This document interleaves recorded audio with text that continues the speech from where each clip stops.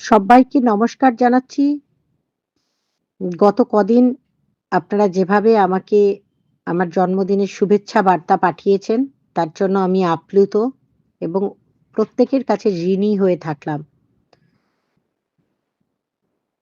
এরপর আমাদের সংগঠন পরবর্তী তাদের পদক্ষেপ ২৩শে জানুয়ারি ২০২৫ কলকাতা রোটারি সদনে তাদের বাৎসরিক প্রোগ্রাম অর্গানাইজ করতে চলেছেন।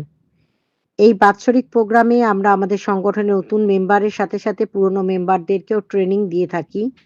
যারা নতুন মেম্বারশিপ নিতে চান এবং সাংগঠনের সাথে ওতপ্রোতভাবে যুক্ত হয়ে সাংগঠনিক কাজকর্ম দেখাশোনা করতে চান, তাদের জন্য 9007568664 এই নাম্বারে আপনাদের সিভি পাঠিয়ে রাখবেন।